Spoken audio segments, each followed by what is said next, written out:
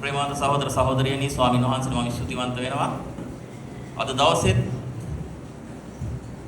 ස්වාමීන්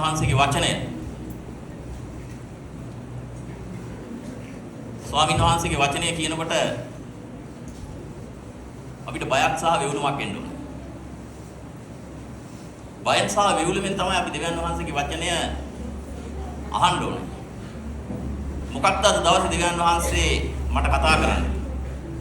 මොකක්ද අද දවසේ දෙවියන් වහන්සේ මගේ පවුලට කතා කරන්නේ? මොකක්ද අද දෙවියන් වහන්සේ අපේ සභාවට කතා කරන්නේ? මොකක්ද අද දෙවියන් වහන්සේ අපි ජීවත් වන මේ ප්‍රදේශයට, අපි ජීවත් වන මේ දේශයට කතා කරන්න කියන එක අපි විවෘත මනසකින් අපි සවන් දෙන්න අවශ්‍යයි. දේව වචනේ තියෙනවා ඇස් ඇති අන්ධයෝ සහ කන් ඇති බීරව කියලා. ඒ කියන්නේ ඇස් තියෙනවා නමුත් පේන්නේ නැහැ. කන් තියෙනවා නමුත් ඇහෙන්නේ නැහැ. එහෙම නැත්නම් ඇහුන්නේ නැහැ වාගේ ඉන්නවා.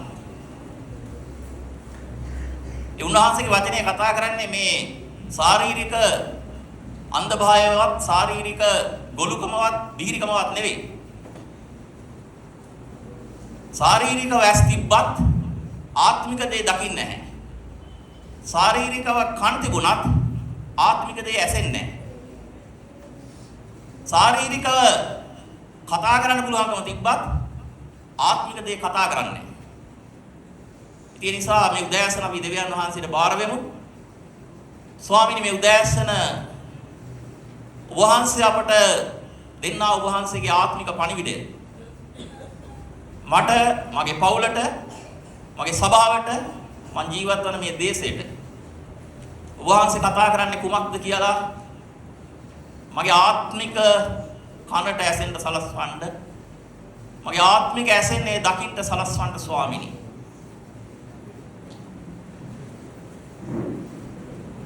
මේ උදෑසන අපේ එක්කෙනාගේ ආත්මය ඔබ වහන්සේ පුබුදවන්න. ඔබගේ හඬ අසන පිණිස අපව සූදානම් කරන්න. ඔබගේ දිව්‍ය දයාවට අපි සියලු දෙනා බාර වෙනවා. එකම ගැලවුම්කාර අපගේ ස්වාමී යේසුස් ක්‍රිස්තුස් වහන්සේගේ නාමයෙන්. ආමේන්. හොඳයි ප්‍රේමවත් සහෝදර සහෝදරියනි අපි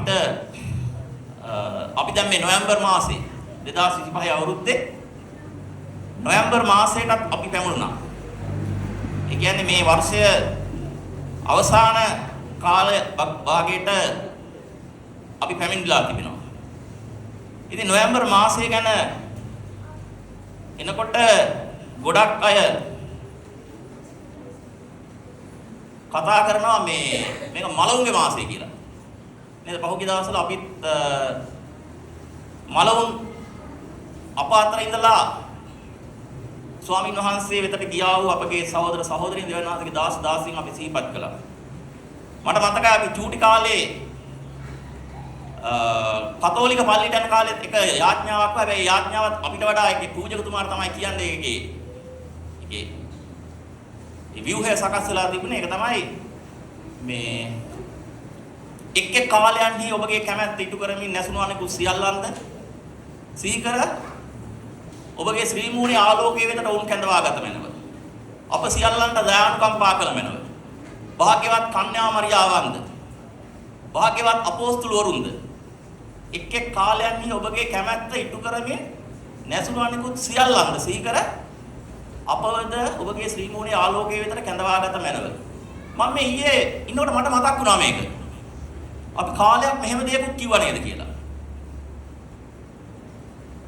ඔව්. හැබැයි අද අපි ජීවත් වෙන කාලේ අද අපිව දෙවියන් වහන්සේ කැඳවා තිබෙනා වූ තැන අපි මලවුන් ගැන දැනගන්න ඕනේ. අපි අතර ඉඳලා මේ පොළොවෙන් සමුගත් අය ගිහින් ඉන්නේ කොහෙද කියලා අපි දැනගන්න ඕනේ. ඒ වගේම අපි දැනගන්න ඕනේ අපි ඉන්නේ කොහෙද කියලා. ඔබ කියයි අපි ඉන්නේ නම් කොහෙද? අපි ඉන්නේ බ්‍රදර් දැන් මේ පල්ලවෙල අපොස්තලික දේවස්ථානයේ ඇතුළේනේ කියලා. නෑ අපි ටිකක් කල්පනා කරලා බලන්න අවශ්‍යයි. මම අද ඉන්න ස්ථානය කොතනද? අපි අර ගීතිකාවක් ගායනා කළා මව් කුසේ ඉඳලා මාව රැකගත්තා වූ ස්වාමින් වහන්සේ. මේ ඇඟක්, මේ කඳක්, මේ බඩක්, මේ ඔළුවක්, මේ අතපය දීලා අද මහලොකුවට මෙතන දේශනා කරන මම කොහේ ඉඳලාද ආවේ? කොහාටද යන්නේ? අද මම කොතනද ඉන්නේ? ස්වාමීන් වහන්සේ මේ දහවල් කාලේ අපි එක් එක්කෙනාට ඒක සිහිපත් කරලා දෙන්න උන්වහන්සේ අපිව අවදි කරන්න යනවා. ප්‍රේමාන්තක අපි ජීවත් වෙන මේ ලෝකේ අපි ජීවත් වෙද්දී අපි දැනගත යුතු දේ තමයි අපි මේ පොළොවට ඉපදුනා. අපි මේ පොළොවෙන් සමු ගන්නවා. හැබැයි පොළොවෙන් සමු ගත්තාට අපේ ජීවිතය මෙතනින් ඉවර වෙන්නේ නැහැ. අපි මේ ලෝකයට ඉපදුනාට පස්සේ මේ ලෝකෙන් සමු ගන්නා තෙක් අපිට දෙවියන් වහන්සේ යම් කාර්යයක් බාර දීලා තියෙනවා කරන්න.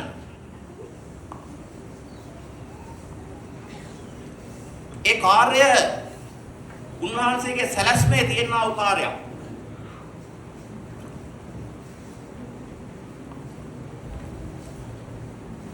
යේසුස් ක්‍රිස්තුස් වහන්සේ දැන් මේ කියන කොටස මේ කියනකොට මට එලිදරව් මේ උපතිපදෙන්න එලිදරව් පොත දක්වා දේශනා කරන්න වෙනවා. නමුත් පොඩ්ඩක් මම ඔබව අවදි කරන්න කැමතියි. අපි ඉන්නා මේ කාලය තුල එකක් අපි දෙවියන් වහන්සේට ස්තුතිවන්ත වෙන්න ඕන. මෙතන අද දවසේ පළවෙනි වතාවට ආව කෙනෙක් හෝ කවුරු හරි කෙනෙක් මේ වචන අසා සිටිනවා නම් දෙවියන් වහන්සේ අපට දී තිබෙනා උන්වහන්සේගේ සුද්ධ වූ වචනය ගැන මේ වචනය තුලින් තමයි අපි දෙවියන් වහන්සේ කවුද කියලා දැනගත්තේ දැනගන්නේ අනිත් අයට කියලා දෙන්නේ. මිනිසෙක් දෙවියන් වහන්සේව දැනගන්න කාරණා තුනක් තියෙනවා. එකක් දේවානුභාවයෙන් දුන්නා වූ සුද්ධ වූ ලියවිල්ල. දෙවෙනි එක තමයි දෙවියන් වහන්සේ මැව්වා වූ මේ ලෝකය. මේ ලෝකයේ දිහා ටිකක් අර විමර්ශනය කරලා බලද්දී ටිකක් හිතලා බලද්දී ගහක් කොලක් සතෙක් සිව්පාවෙක් දිහා බලනකොට අපිට දැනෙනවා මේකේ මැවුම්කාරයෙක් මෙහෙවන්නේ අයිතිකාරයෙක් ඉන්නවා කියලා. ඒ වගේම තුන්වෙනි කාරණය තමයි අපිට දෙවියන් වහන්සේව දැනෙනවා. දෙවියන් වහන්සේ අපේ ජීවිතේ කළා වූ දේවල්. උන්වහන්සේ අපිව ගෙනාවා වූ මාර්ගය. දුකේදී අපිට ලන්නු හැටි, අපිව ස්පර්ශ කරපු හැටි. අද අපගේ ප්‍රේමවන්ත සහෝදරියෝ මේ ස්ථානයේ ඉන්න පසුගිය කාලේ යම් අසනීප තත්වයක හිටපු අයද ස්වාමීන් වහන්සේට ස්තුති වේවා. අද වුන් ස්වාමීන් වහන්සේගේ පාමුල උන්වහන්සේට ස්තුති කරන්න ඇවිත් ඉන්නේ.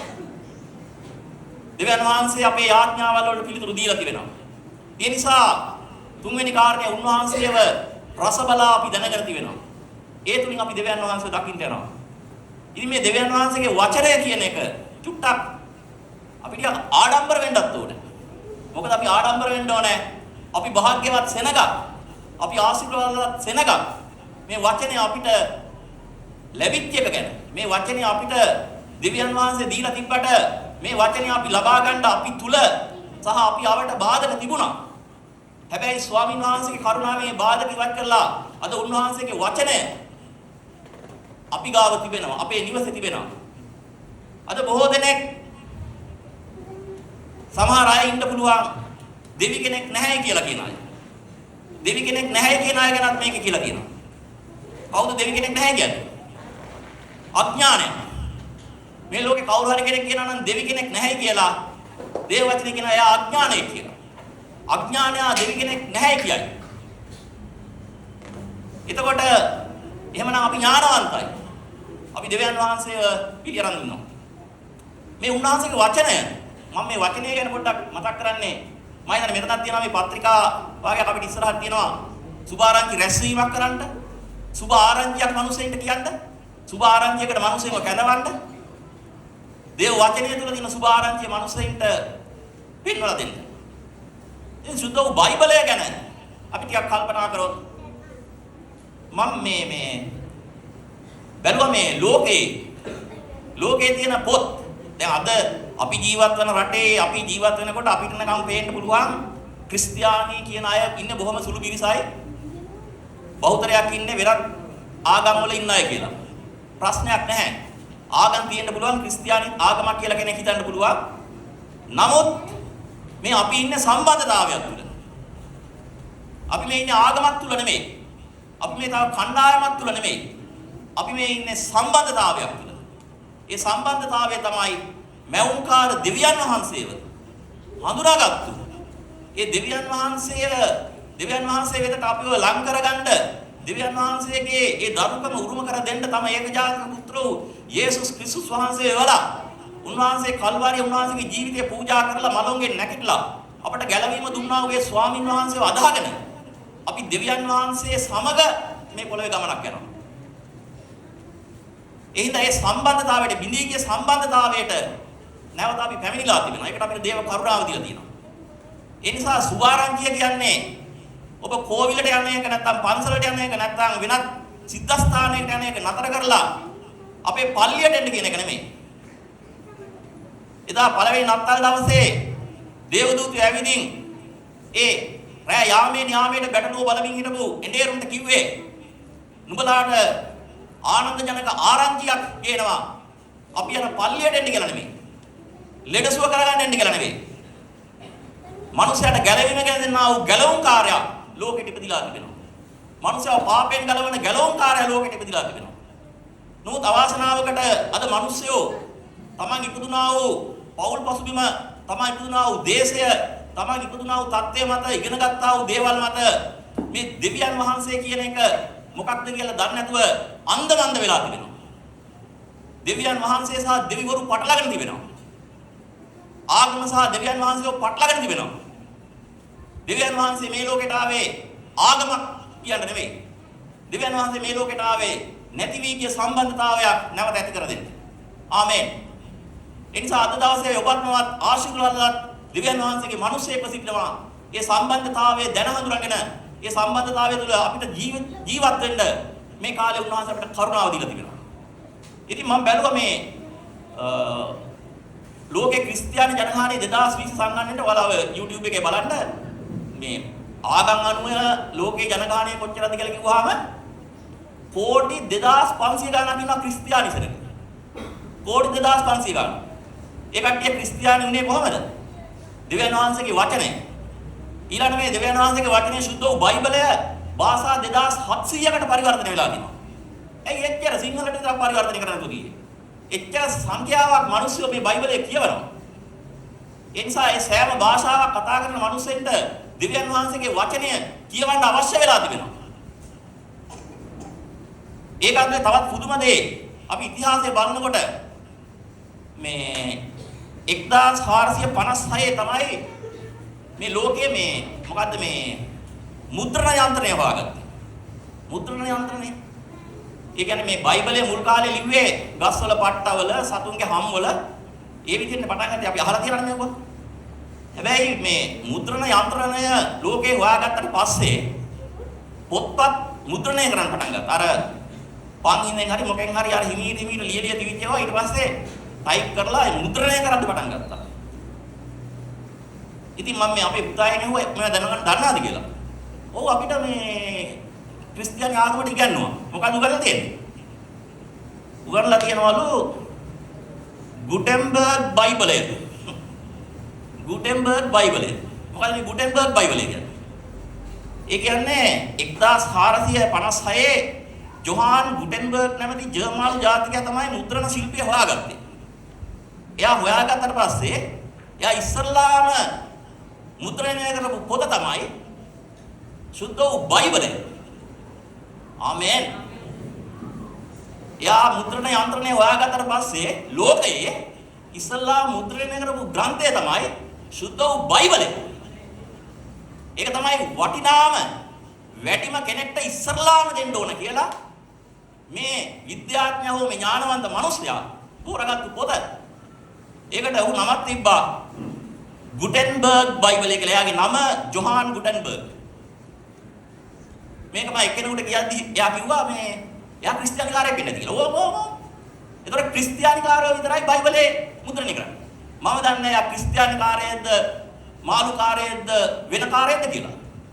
හැබැයි මෙයා ප්‍රඥාවන්ත මිනිසෙක් ලෝකෙටම අවශ්‍ය කරනා උදයක් හොයාගෙන ඒකෙන් ඔහු ලෝකෙටම වටිනා ලෝකයේම වැඩි දෙනෙක් කියවන ලෝකයේම වැඩි දෙනෙකුට අවශ්‍ය වෙලා තියෙනා වූ බයිබලය මුද්‍රණය කරා කියලා කියනවා.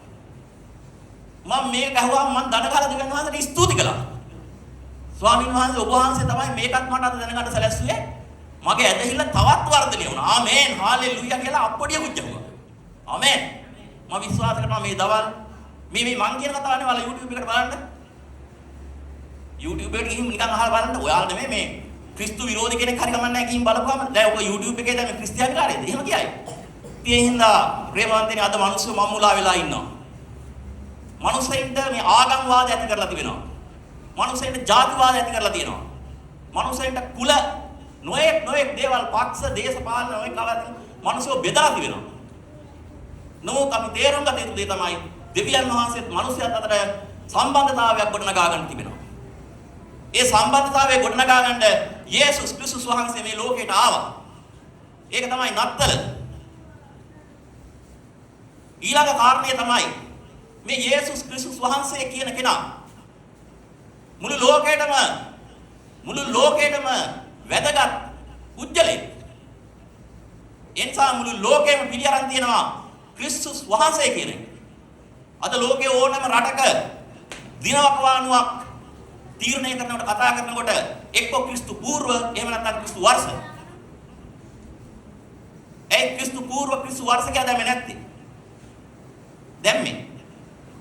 වැඩි දෙනෙක් දන්නවා ක්‍රිස්තු වර්ෂ කිව්වම තේරෙනවා ක්‍රිස්තුස් වහන්සේ ඉපදෙන්න අවුරුදු 1000කට කලින් නම් ක්‍රිස්තු පූර්ව 1000. සුද්ධ බයිබලය අවුරුදු 1500 විතර කාලයක් තුළ ලියවිලා තියෙනවා. කතුවරු 40ක් විතර ලියවිලා තියෙනවා. ඒතර මේක අංජු බජල් පොතක් නෙවෙයි. මේක සුද්ධ බයිබලයේ දේවානුභාවය ලියලා තියෙනවා. මේකේ ප්‍රධාන කතුරු සුද්ධාඥයන් වහන්සේ. අවුරුදු 1500ක කාලයක් 40 දෙනෙකුට ජීවත් වෙන්න බැහැ.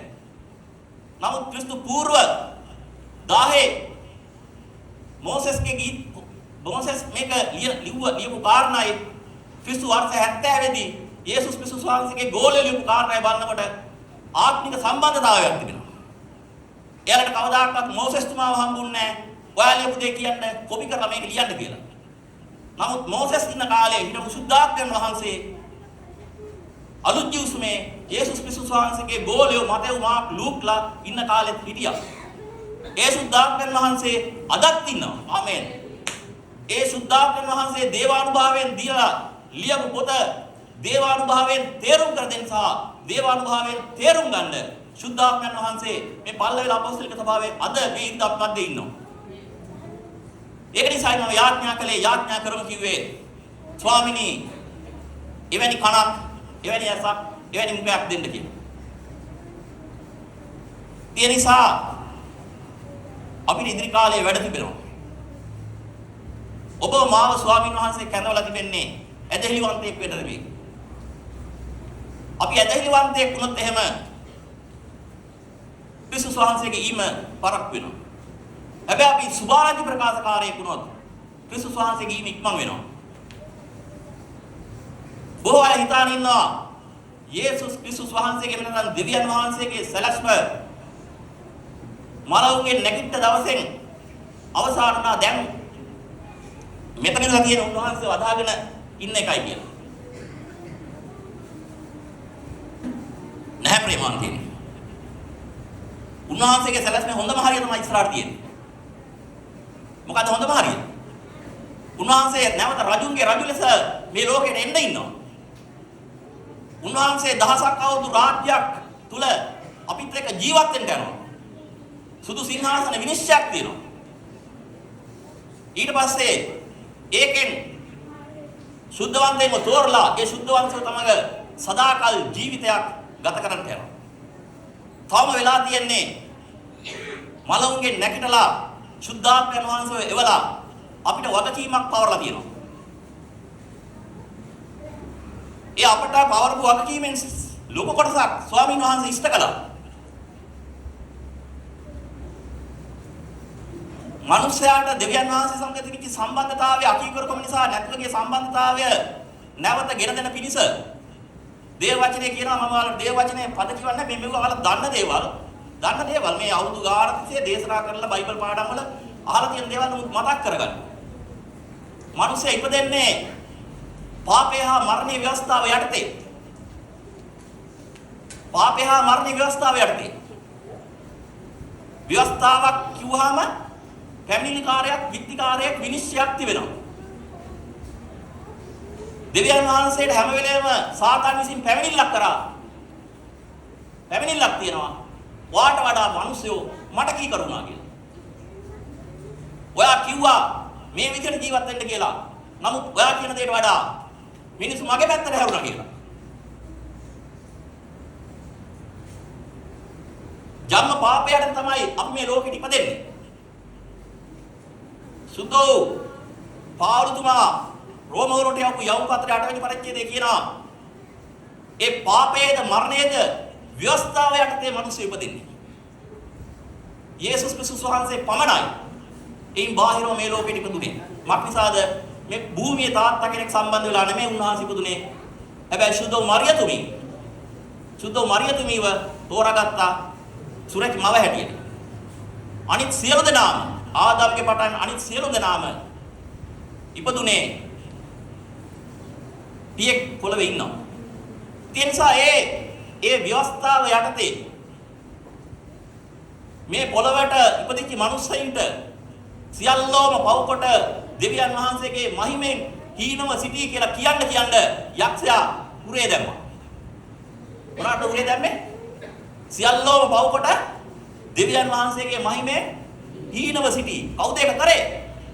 ඒක කරේ මමයි කියලා කියන පාරකට යක්ෂයා එයා සතුටු වුණා. හැබැයි පාපේ කුලිය මරණයයි. ඒ කුලිය ගෙවන්න ස්වාමී යේසුස් ක්‍රිස්තුස් වහන්සේ මේ ලෝකෙට ආවා කිව්වම අර උස්සපු අත පොඩ්ඩක් පාත් වුණා. මොකද එයා දන්නවා වැඩේ ඉවර වෙන්න යන්නේ. ඒ පාපයේ ව්‍යවස්ථාවයට ඉපදිච්ච මිනිස්සයව ඒ සම්බන්ධතාවයෙන් නැතුව ගණ්ඩා යන්නේ. ඉතින් දේවවචනේ කියනවා පාපයේ කුලිය මරණයයි. ඒ මිනිසයාට හිමිලා තිබුණා වූ මරණය මනුස්ස සංහතිය වෙනුවෙන් යේසුස් ක්‍රිස්තුස් වහන්සේ පාපයක් වෙලා පාපේ නිසා මුළු මනුස්ස සංහතියට තිබිච්චි මොකද්ද ඒ කියන්නේ වරද උන්වහන්සේගේ කර පිටට ගත්තා. ආමේන්. මම ඊයේ මේ බයිබලයේ කියද්දි මට මේක මතක් වෙච්ච අර කුරුසියේ ගීතිකා ගීතිකාවේදී මම මෙතන දන ගැහුවා. මට හිතුණා දන ගහන්න. මේක සෙල්ලම් වැඩක් නෙමෙයි කියලා. අනේ මං වෙනුවෙන් මගේ ස්වාමීන් වහන්සේ කුරුසියේ දුක් විඳ කියලා ගායනා කරනකොට ඉබේම අපේ දන් නැමෙන්න ඕනේ. ඔයාලා නිමාඩු වෙලාවක මේ ඒක දේශනාව නෙමෙයි ගීතාවලිය 95 වෙනි පරිච්ඡේදයේ කියවා ගන්න নমස්කාරය සම්බන්ධයෙන්. දැන් කියවන්න යන්න එපා මේක ඒතකොට වෙනස් වෙනවා. ඉතින් පාපේ කුලිය මරණය කියලා ඒ මුළු මිනිස් සංහතියේ පාපේ යේසුස් ක්‍රිස්තුස් වහන්සේගේ කර පිටට අරගෙන උන්වහන්සේ මිනිස්සයා වෙනුවෙන් ඒ දෙවියන් වහන්සේගේ පොරොන්දුව නැත්තම් givisuma සාධාරණ පරාජය කිරීමේ ක්‍රියාවලිය උන්වහන්සේ ආවා. ඒක ලේසි පහසු ක්‍රියාවක් නෙවෙයි. උන්වහන්සේ දේව පුත්‍රයා වුණත් උන්වහන්සේ කිව්වා පියාණනි හැකිනම් මේ පාත්‍රයේ දුක් ප්‍රාප්තිය මගේ අයින් කරන්න. කවුරුවක් කියන්න එපා ඉතින් මේ දේව පුත්‍රයාට යාට පුළුවන් නේ කියලා කියන්න එපා. ඒ වගේම කියන්න එපා ඉතින් මොකටද මං වෙන්නේ යා මැරුණේ? මැරෙන්නේ නැතුව ඉන්න තිබ්බට කියලා කියන්න එපා. මම කියන්නම් එහෙම කියන අයට තියනවා වෙන දේ. මේ සුභ ආරංචිය වාග්ම අසුභ ආරංචියකුත් මේ බයිබලේ ලියලා තියෙනවා. අද බොහෝ වෙලාවට සුභ ආරංචිය කියලා සර්ව පිත්තල වලින් සරසලා නත්තල් සියාව සරසලා තෑගි බෙදලා නත්තල සමරනවා. හැබැයි එලිදරව් පොතේ 5 වෙනි පරිච්ඡේදයේ ටිකක් කියෝගෙන යනකොට අසුභ ආරංචියකුත් තියෙනවා. යේසුස් ක්‍රිස්තුස් වහන්සේගේ ජීවිතයට පිළිගත්තේ නැති මිනිස්සුන්ට වෙන විපාකේ එයාලට මූණ දෙන්න වෙන තත්ත්වය මොකක්ද කියලා දේවවචනේ ලියලා තියෙනවා. ඒක නිසා දේව පුත්‍රයා මේ ලෝකෙට ඇවිදින් ඒ මනුස්සයාගේ මුළු පාපේ උන්වහන්සේ කර පිටට ගත්තාම පියාණන් වහන්සේ මූණ හරවගත්ත කියලා බයිබලයේ සඳහන් වෙනවා. මුළු පව් බර උන්වහන්සේ කර පිටට යන යෝහාන් තුමාගේ සුභාරංචිය තියෙනවා. යේසුස් ක්‍රිස්තුස් වහන්සේ හුස්ම හෙළුවේ ආත්මය පිට උනේ මොකක් කියලාද? තීන්දුනේ කියලා. තීන්දුනේ මොකද තීන්දුනේ?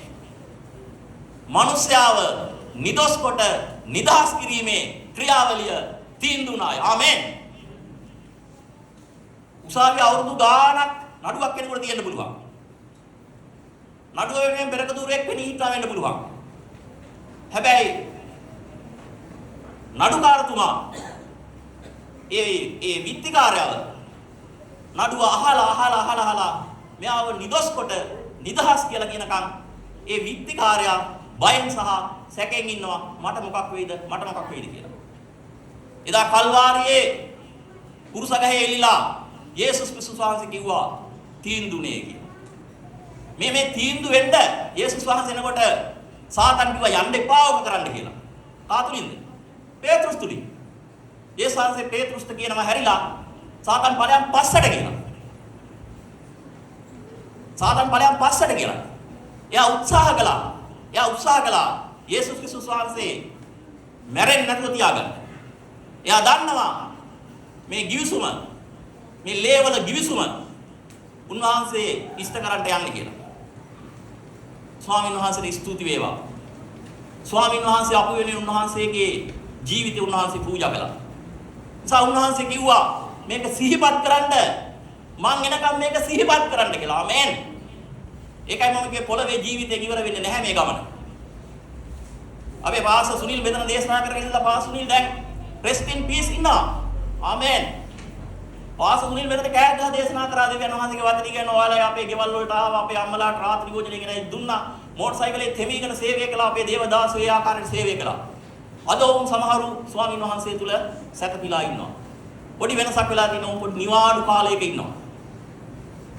අපි දන්නේ ඊළඟට අපි අතර ඉන්න කවුරු ඒ ස්ථාන ස්වාමීන් වහන්සේ කැඳවා ගන්නද කියලා. කවුරු කැඳවා ගත්තා? කවුරු ජීවත් වුණාද? අපිට තියෙන ගමනක්. ඒ ගමනේ කෙටි කාලයක් තමයි මේ පොළවේ අපි ජීවත් වෙන්නේ. අපි පාරාදීසයේ ජීවත් වෙන්න යනවා.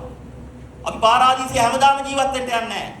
ස්වාමීන් වහන්සේ එන දවසේදී එතනින් ස්වාමීන් වහන්සේ අපිව නැගිට්ටෝලා. පොළවේ ජීවත් වෙලා ඉන්නා වූ අපිවත් නැගිට්ටෝලා. උන්වහන්සේ නැවත මේ පොළවට දහසක් අවුරුදු රාජ්‍යයකට එන්න යනවා. ඒ දේවල් දෙවියන් වහන්සේගේ සැලැස්ම ඉෂ්ට වෙන්න තියෙනවා. උන්වහන්සේ කිව්වා මේක වෙන්න සකල ජනතාවට සුභාරංචිය ගෙනියන්න තියෙනවා කියලා. ඔයාලට මතකද?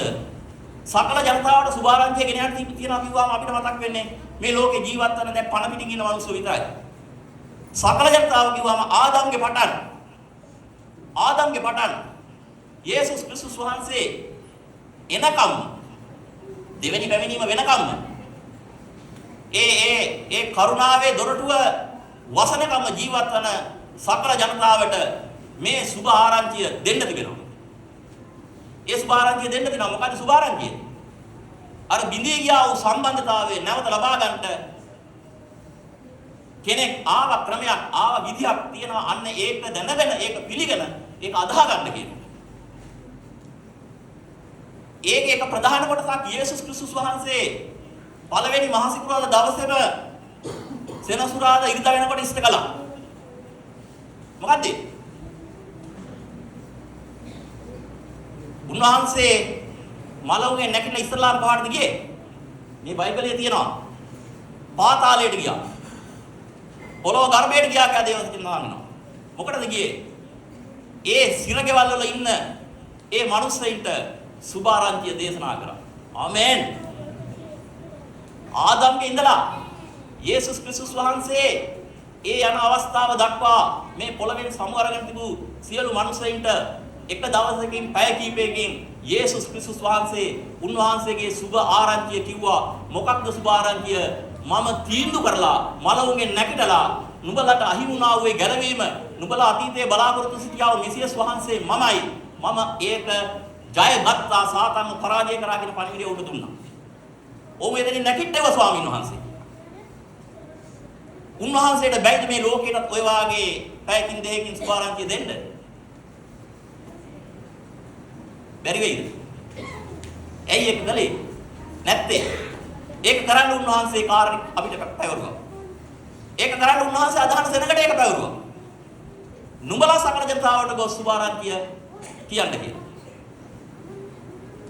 එතකොට අද ඔබ මම ඒ වගකීම ඔබෙන් මගෙන් කොච්චර දුරට ඉෂ්ට වෙනවද? දෙවියන් වහන්සේව නොදන්න යේසුස් ක්‍රිස්තුස් වහන්සේව නොදන්න මිනිසෙක් මොනේ වුණාම එයාගේ මොන දිහා බලලා අනේ පව් මං වාගේ නෙමෙයි මෙයා මේක දන්නේ නැහැ නේ කියලා. ඒකේ අක්කේ ඒකේ අයියේ වට මං තරහ වෙන්න නම් එපා. මොකද මේ ආගම වාදය අරකයි මේකයි කියලා කියනවා. ආගමක් දේශනා කරන්න නෙමෙයි මේ හදන්නේ. තල්ලි දීලා ආගමට හරවන්න මේ හදන්නේ. මේ සම්බන්ධතාවයක් ගැන කියලා දෙන්නයි හදන්නේ. අපි මේක දැනගෙන තියෙනවා. මේක මුළු ලෝකෙම පිළිගත්ත මේ දෙවියන් වහන්සේගේ වචනය භාෂාවන් 2400කට විතර පරිවර්තනලා තියෙන මේ පොතේ මේ ග්‍රන්ථයේ තිබෙනවා. මේක පොඩ්ඩක් කියවලා බලන්න මේක පාර තේරෙන්නේ නැතුව ඇති.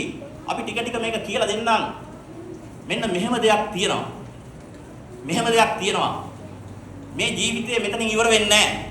මේ ජීවිතේ මරුණාට පස්සේ ආයේ මේ පොළවේ නැවත කැරකිලා ඇවිදින් ඉපදෙන්න යන්නේ නැහැ.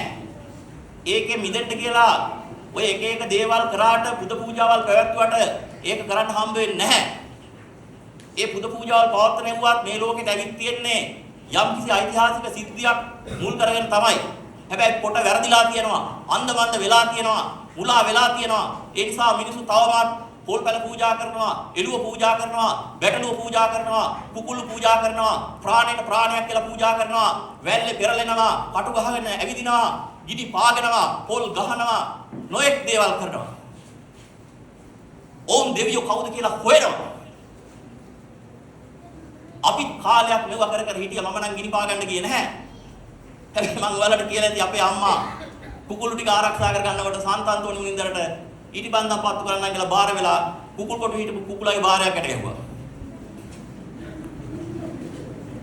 මම මේ සන්තාන්තෝනි මුනින්දරට අගෞරව කරනව නෙමෙයි. මොකක් හෝ හේතුවක් නිසා පහවදා වෙනකොට කුකුල් කොටුවේ හොරු වරන් තිබ්බා. බාර මැද කුකුලක් නැහැ.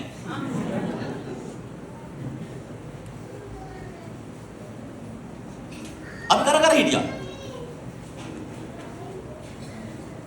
අපේ සීයා මට කිව්වා ගෝයන් කපුවට පස්සේ පුතේ මෙන්න මේ මොනවද අක්කයාල්ද මොනවද කියලා ඉස්සල්ලාම කමතේ වීටි කරගත්තාන් පස්සේ මේ ටික දෙයියන්ට දෙන්න ඕනේ. ගිහින් අර දේවාලයට දාලා එන්න කියලා. මම පුත් සයිකලේ පැදගෙන ඉතින් ඔය උතන තියෙනවා දේවාලයක්. ඒකේ බිත්තියේ සිදුරක් තියෙනවා. ඕකට ඔක හල්ලා ගියා. වැන්දේ නැහැ, පිදුවේ නැහැ, මොනවත් නැහැ, දාලා ගියා. ඒ කවුරුත් කරනවා. ඒක ආගම් ભેදයක් නැතුව කරනවා. හැබැයි බය හිතෙනවා දැන්.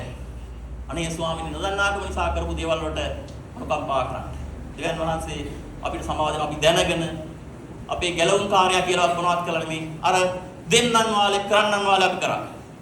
ඒ නිසා අද අපිට ඒක කරන්න බෑ. අද අපිට කෙනෙක් ඒක කරන්න කිව්වම ඇයි කාටද? මේ దేవතාවට.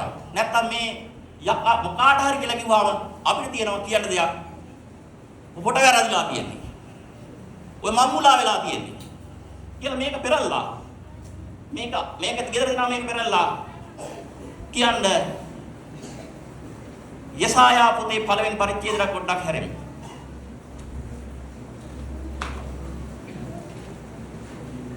යසායා 1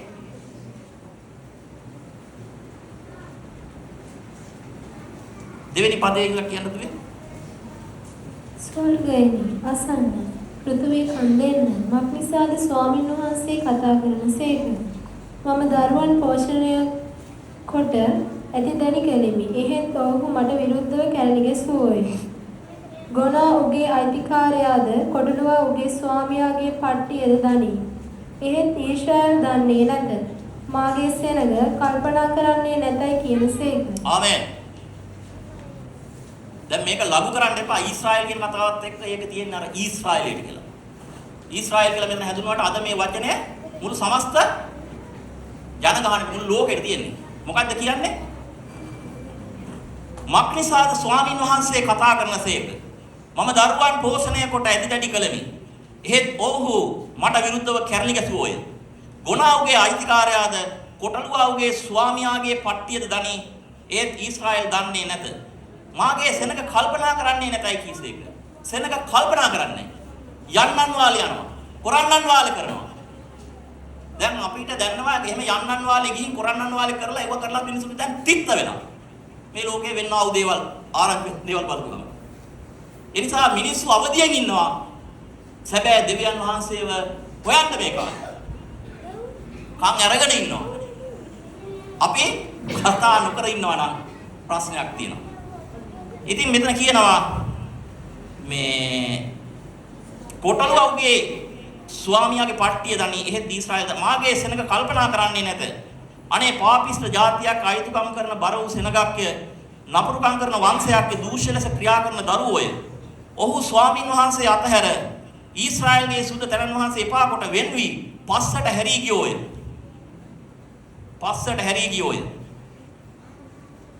නුඹලා වඩා කැරලිගසා තව පහර ලබන්නේ මක් නිසාද?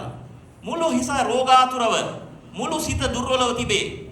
පතුලේ සිට හිස දක්වා කොයිතරකවත් කිසි සනීපයක් නැතුව තුවාලද කැරල්ද පැසවන වනද තිබේ.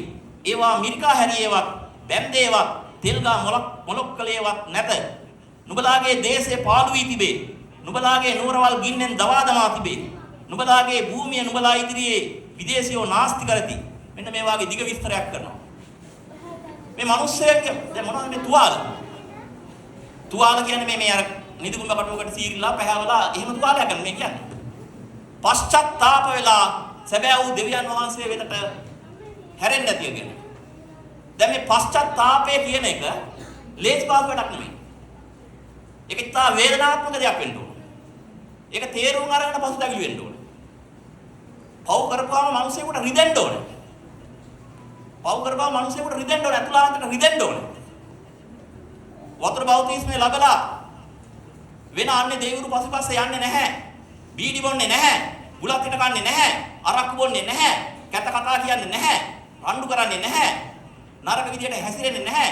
නරක විදියට හිතන්නේ නැහැ. නරක විදියට බලන්නේ නැහැ කියලා මොකක් හෝ හේතුවක් නිසා මොකක් හෝ පරීක්ෂාවකට වැටිලා ඒ දෙයක් කළොත් එහෙම රිදෙන්න ඕනේ.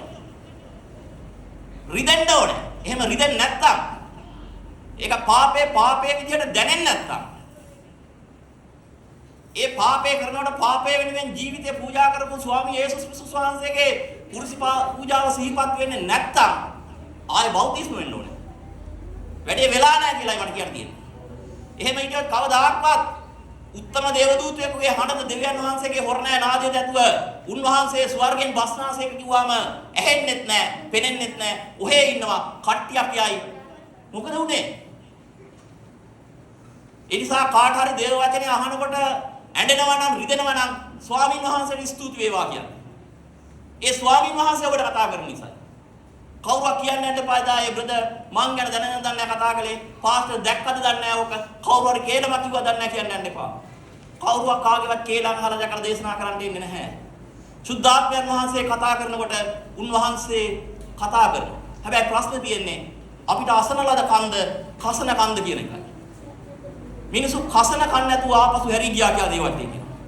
අපිට තියෙන්න ඕන අසන කනක්. මේ දහවලේ ස්වාමීන් වහන්සේ මොකද්ද මට කතා කරන්නේ?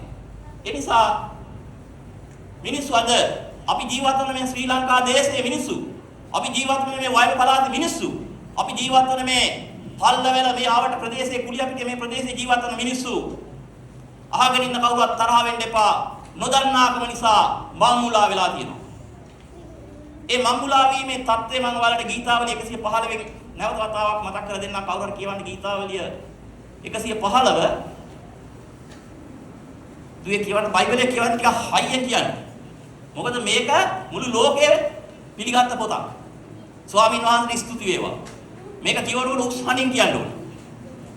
බයිබලයේ කියනකොට නිකන් ස්වාමීන් වහන්සේ කීසේක කියලා කියන්න එපා. ස්වාමීන් වහන්සේ කීසේක කියලා කියන්න.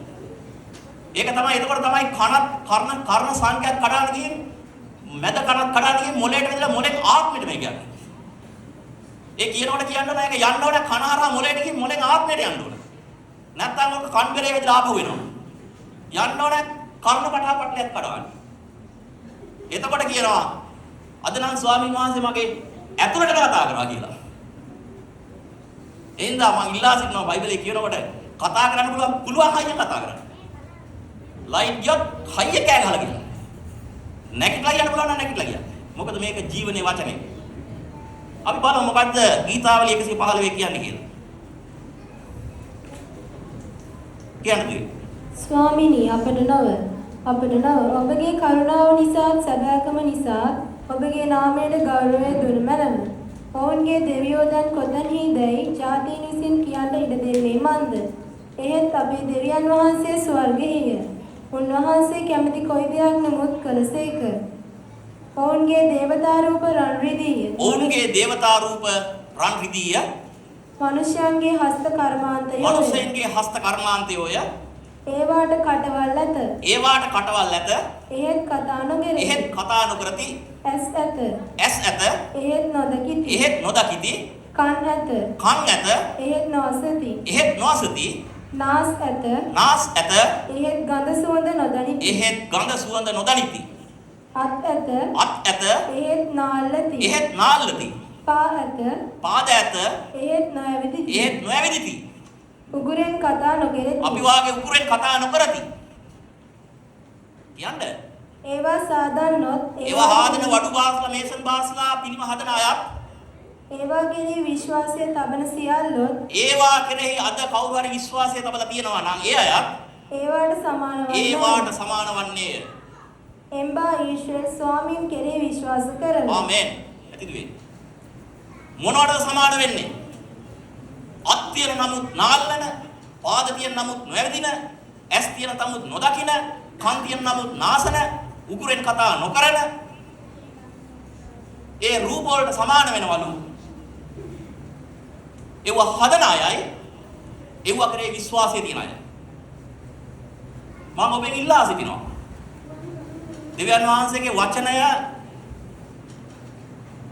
අපිට ගුරුකම් දෙනවා, අපිට උගන්වනවා, අපිව හික්මවනවා, අපිට නිවැරදි මාර්ගයේ මඟ පෙන්වනවා. ඔබේ නිවසේ තියනවා නම් රණ්ඩු කරගන්න යන්න එපා නොයදිලි කාර්යොත් එක්ක. ඔබට තවමත් චකිතයක් තියෙනවා නම් මේක අයින් කරන්න ගිහින් මොකක් හරි වෙයිද? ඒක නිසා මේක ගහගෙන යන තැනකට දාමු. එහෙම නැත්නම් අදහන ඒ කෙනෙකුට දෙමු කියලා තියෙනවා නම් ඒ පාප කරගන්න යන්න එපා. කුඩු කරලා අයින් කරලා දාන්න. බය වෙන්න එපා. මේ දෙවියන් වහන්සේගේ වචනේ කියලාදී මම මේ කියන්නේ. ඒක තියාගන්න එපා. මෙතන කියනවා ඔහුගේ දේවතා රූප රන් රිදී. රන් රිදී තියෙන්න පුළුවන්, රන් රිදී වලින් හදාගන්න පුළුවන් අයට. රන් රිදී දැන් නම් රත්තරන් වලින් හදන්න බෑ. පවුමක රුපියල් ලක්ෂ 4ක් විතර වෙනවනේ. දැන් පොඩි මැටි කුඩියකින් හරි එකක් හදාගන්න පුළුවන්. හැබැයි ඔයාලා එකක් තේරුම් ගන්න. මෙව්වට ඇස් තිබ්බට ඇහෙන්නේ නැතුවට, කන් තිබ්බට නැසුවට, ඇවිත් නැතුවට උගුරෙන් කතා නොකරුවට මෙව්වාසට රිංගලා ඒ නමස්කාර ගන්න සතෙක් ඉන්නවා. මෙව්වා කතා නොකරුවට මෙව්වාසට රිංගලා ඒ දෙවියන් වහන්සේට දෙන නමස්කාරය ගන්න සතෙක් ඉන්නවා. ඒ සතා තමයි සාතන්. මම ඔයාලට එකක් කියන්නම්. අද නිකන් ඔන්න ඔය හන්දියකට ගිහින් පොඩි මුට්ටියක් තියලා මොකක් හරි එකක් ඇඳලා ඕකට දෙන්නෙක් වදින්න. දෙන්නෙක් වැදලා ඉන්න. මම ඔට්ටුවක් දානවා. බස් එක එනකොට නවත්තලා එයත් වදිනවා. ඊට පස්සේ ලොරියක් ආවොත් එයත් වදිනවා. මොකද අරයා වැන්දා මොකක් හරි පිටක් ඇති මමත් වදිනවා කියලා. ඊට පස්සේ බලන්න ගියාම ළඟපාතේ ඉන්න අය හිතනවා ගොඩක් අය වදිනවා පිට ඇති අපිත් වදිමු කියලා. ඊට පස්සේ ටික කාලයක් යනකොට උතන ගහනවා පාස්කම් සිදු වෙනු ලැබේ කියලා. බලපුවම කියනවා ඔව් වෙනවා තමයි.